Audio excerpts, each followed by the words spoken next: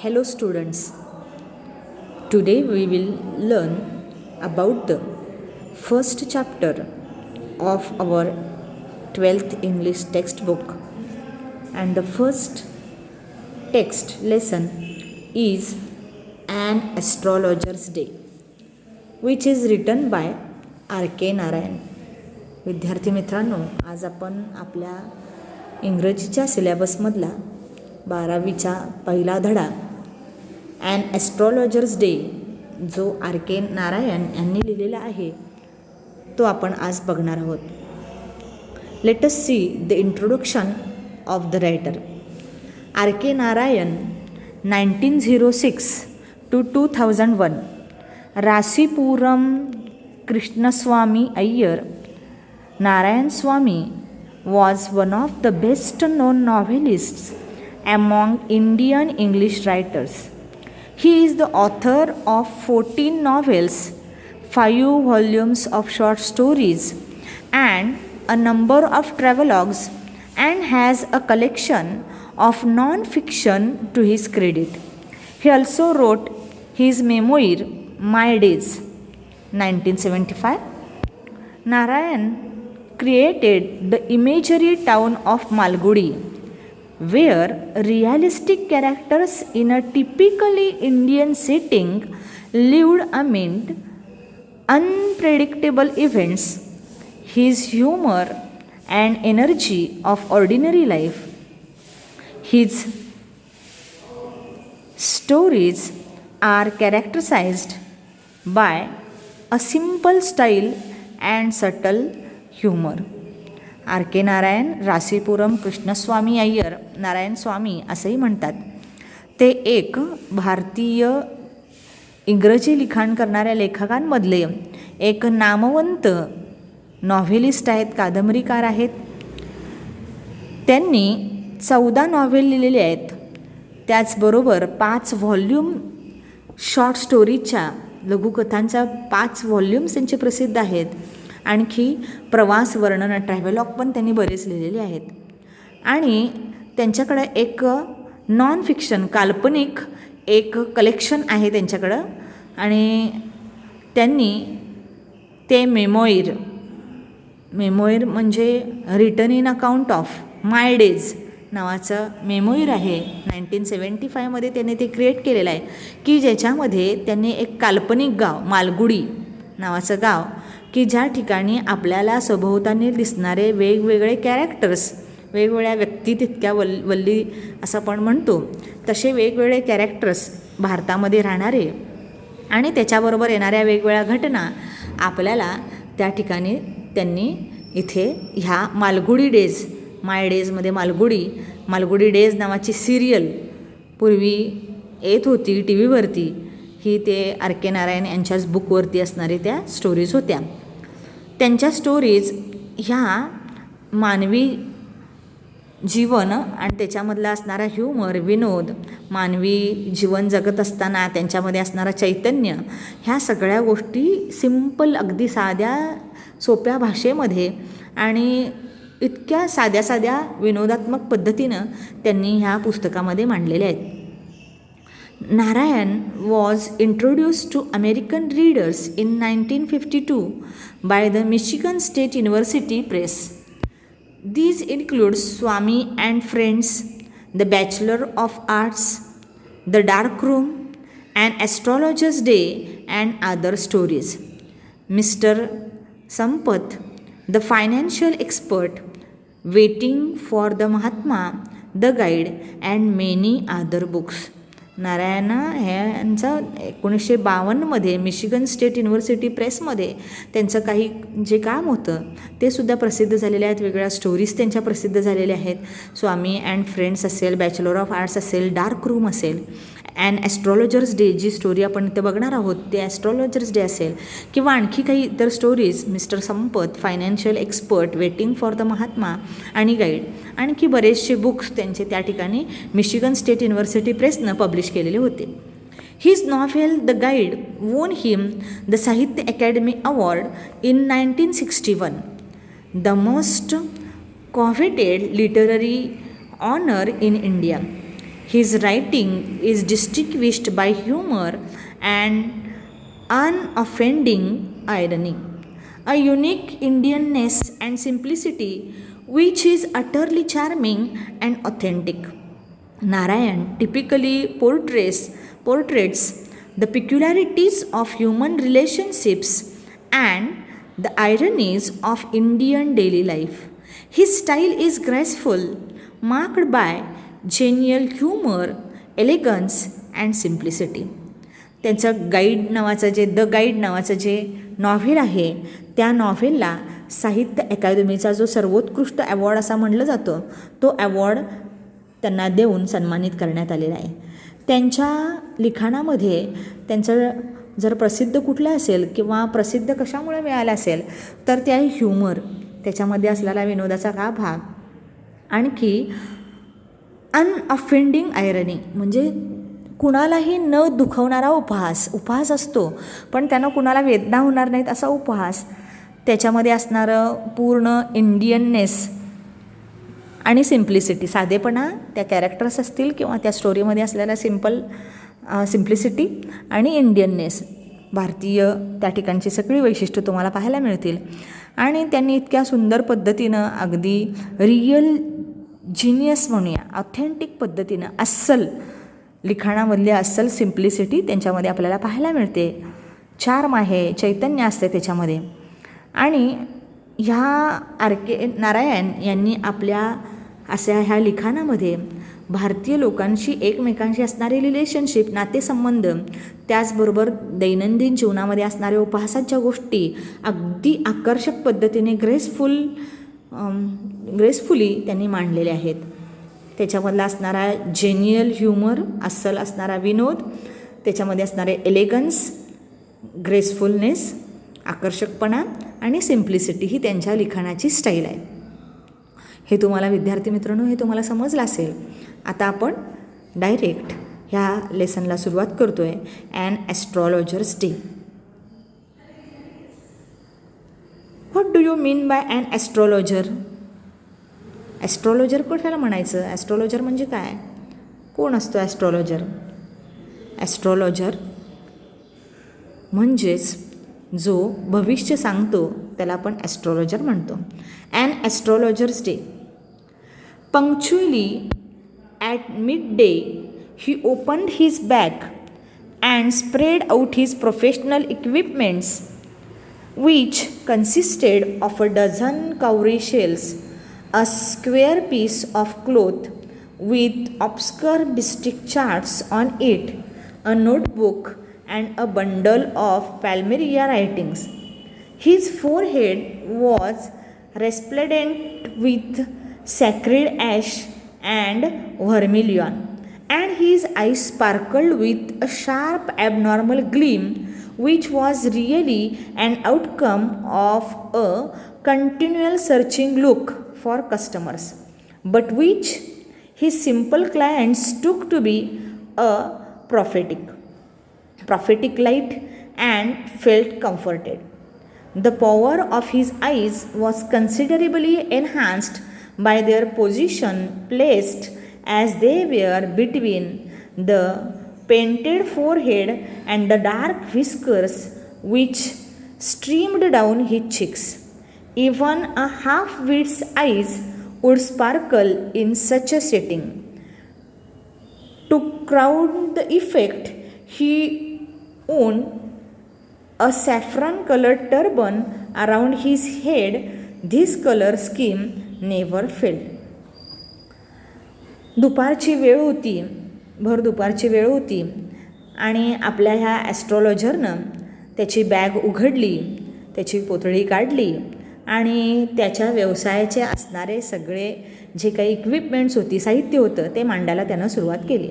आता त्या इक्विपमेंट्समध्ये काय होतं तर त्या भविष्यवेत्त्याकडं त्या बॅगमध्ये जवळजवळ 1 डझनावर कावरी शेल्स होत्या, कवड्या होत्या. त्याबरोबर एक स्क्वेअर पीस ऑफ क्लोथ म्हणजेच एक चौकोनी कापड होतं की ज्याच्यावरती थोडंसं गूढ असणारे असे काही चार्ट्स बनवलेले होते. समजण्यास अवघड असणारे असे गूढ असे चार्ट्स होते आराखडे असे आखाडे होते. त्याच्याबरोबर त्याच्याकडे एक नोटबुक होती, वही होती आणि त्याबरोबरच एक पॅल्मेरिया रायटिंग होतं. बंडल ऑफ पाल्मेरिया रायटिंग म्हणजे आपले तळहात असतात, त्या तळहातावरती वेगवेगळ्या रेषा असतात आणि त्या तळहातावरती असणाऱ्या रेषांचं एक नकाशा काढून असं साचा हाताचे ठसे असणारा तो कागद असे त्याचं एक बंडल होतं वेगवेगळं असं असणारं. ते पाल्मेरिया रायटिंग होतं त्याच्याकडे. त्याच्या कपाळावरती एक तेजस्वी असा त्या ठिकाणी गंध टिळा लावलेला होता की जो अंगाऱ्यापासून बनवलेला होता. पवित्र राख म्हणतो आपण, अंगारा म्हणतो, त्याच्यापासून बनवलेला एक गंध किंवा टिळा लावलेला होता. आणि त्याच्या डोळ्यांमध्ये एक चमक होती. खरं तर ही चमक कशामुळे आलेली होती तर त्याचं कंटिन्युअस सर्चिंग चालू असायचं. कोण गिराईक येतं आहे आपल्याकडे, कस्टमर कोण मिळते आपल्याला, ह्याच्यासाठीची असणारी ती चमक असायची. त्याचे डोळे ते गिराईक शोधत असायचं. पण त्याच्याकडे येणारे जे साधे सरळ असणारे जे लोक असायचे भविष्य बघण्यासाठी येणारे, त्यांना ते डोळे म्हणजे अतिशय तेजस्वी वाटायचे की ज्याच्यामध्ये भविष्य आपल्याला दिसू शकते. असं डोळ्यांची नजर त्या ग्राहकांना त्याच्याकडे येणाऱ्या वाटायची आणि त्यांना ते बरं वाटायचं की ह्याच्या डोळ्यामध्ये वेगळी चमक आहे असं वाटायचं. त्याच्या डोळ्याची चमक ही आणखी वाढलेली होती. कशामुळं तर त्याचं कपाळ जे होतं त्या कपाळावरती एक टिळा तरी होताच आपल्याला माहीत आहे आणि त्याच्या खाली असणाऱ्या त्याच्या मोठ्याच्या मोठ्या असणाऱ्या डार्क काळ्या रंगाच्या अशा दाढी मिशा आणि डोक्यावरती असणारा टिळा, ह्या सगळ्यामुळं त्याचं जे लुक होतं आणि ते लुक अगदी एखाद्या प्रोफेशनल असणाऱ्या व्यावसायिक असणाऱ्या भविष्यवेत्त्याप्रमाणे होते. त्याच्याबरोबर त्याच्या डोळ्याची ठेवण, त्याच्यामध्ये डोळ्यामध्ये बरोबर त्याची विद्वत्ता दिसत होती आणि ते चमकायचे ते डोळे त्याचे विद्वत्तापूर्ण असणारे. आणि ह्या सगळ्याच्या बरोबर हा सगळा त्याचा चेहऱ्याचं लूक असेल, त्याच्या मिशा असतील, दाढी मिशा असतील किंवा त्यानं कपाळावर लावलेला टिळा असेल, ह्या सगळ्याच्या वरती आपण कळस म्हणूया की तो त्याच्या डोक्याला एक केशरी रंगाचं भगव्या रंगाचं टर्बन पागोटे बांधायचा आणि त्यामुळं ती असणारे पागोटं केशरी रंगाचं भगव्या रंगाचं आणि त्याच्यावरती लावलेला कपाळावरती टिळा, ते ओढलेला असा नामपट्टा आणि त्याच्या दाढी मिशा आणि त्याच्या डोळ्यामध्ये चमक. आणि ह्याच्यामुळं काय व्हायचं, ही कलर स्कीम ही रंगसंगती कधी त्याला धोका द्यायची नाही याचाच अर्थ लोक त्याच्याकडं यायचे. हे सगळं बघून त्याचा एक टिपिकल भविष्य सांगणारा माणूस आणि अगदी त्याला भरपूर ज्ञान आहे असं लोकांना वाटायचं आणि त्यामुळे लोक त्याच्याकडे आकर्षित व्हायचे. People were attracted to him as bees are attracted to cosmos or dahlia stalks. He sat under the boughs of a spreading trembling tree which flanked a path running through the town hall park. It was a remarkable place in many ways. A surging crowd was always moving up and down this narrow road from morning till night. A variety of trades and occupations was represented all along its way.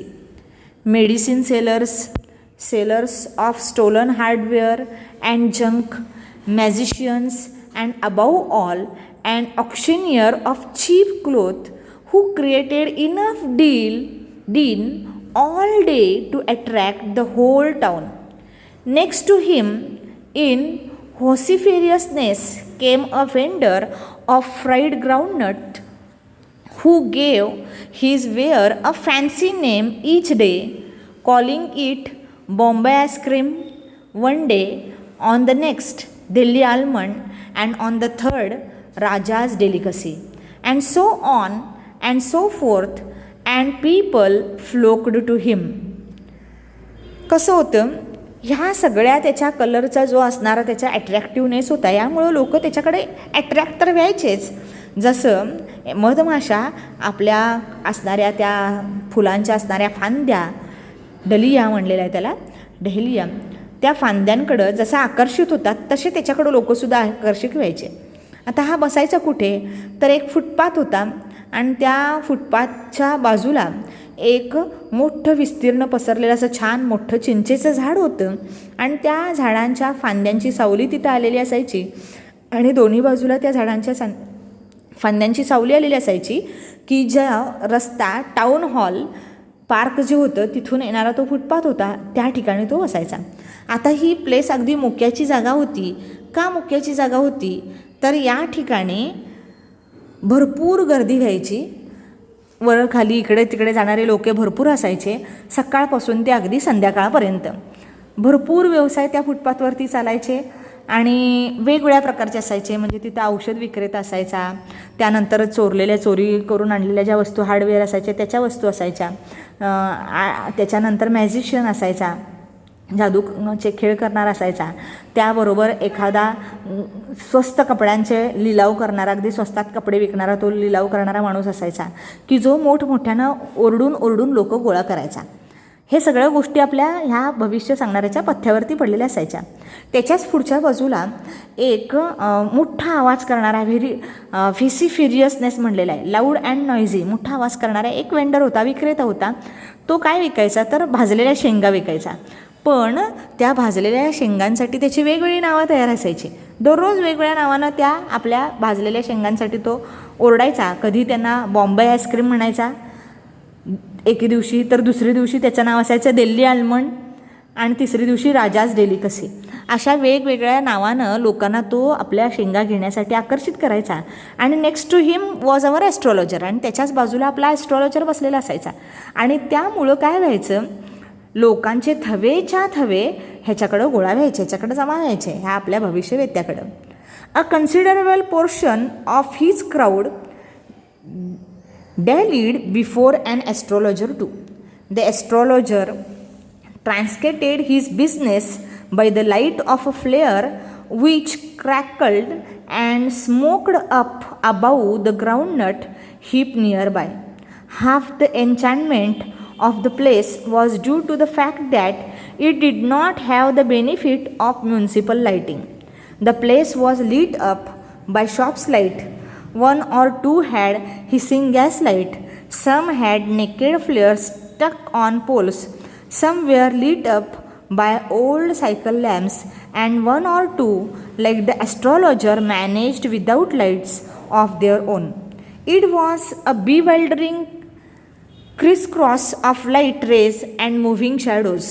This suited the astrologer very well for the simple reason that he had not in the least intended to be an astrologer when he began life, and he knew no more of what was going to happen to others than he knew what was going to happen to himself next minute.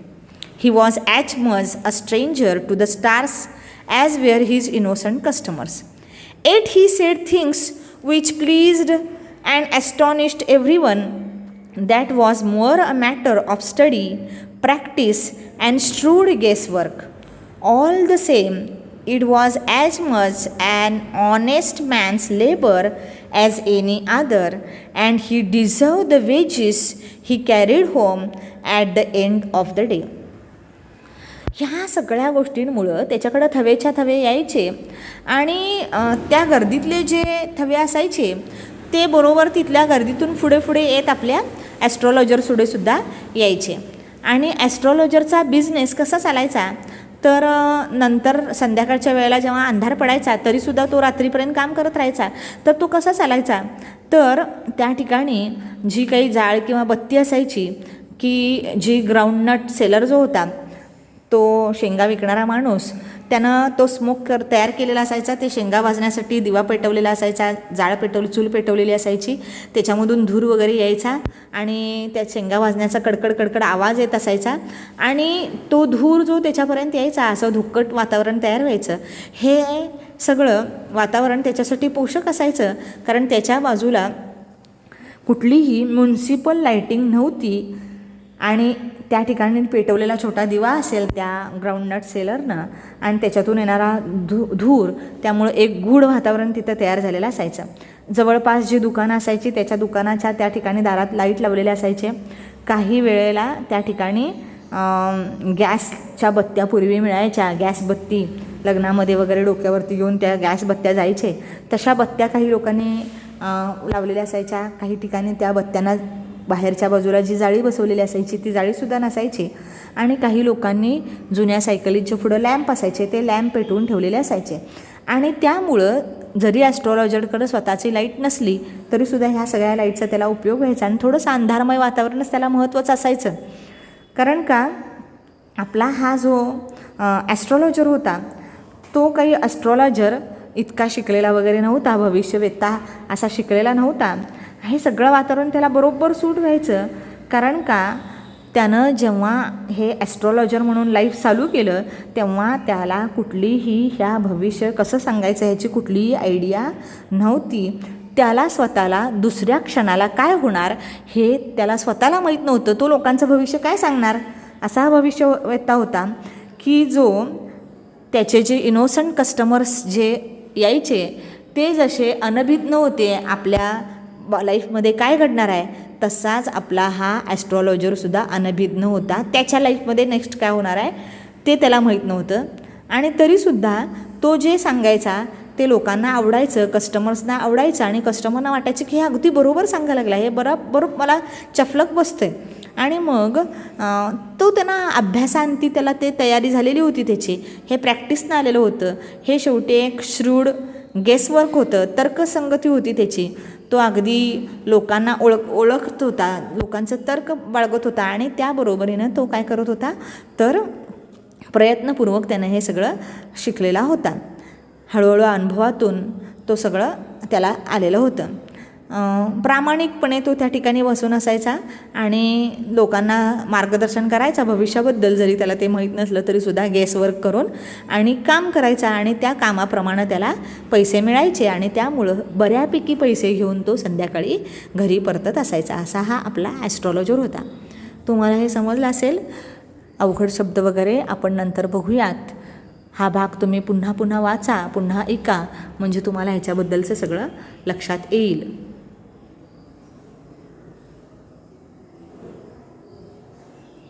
तुमच्याकडं पुस्तक उपलब्ध झालं असेल अशी मी अपेक्षा करते.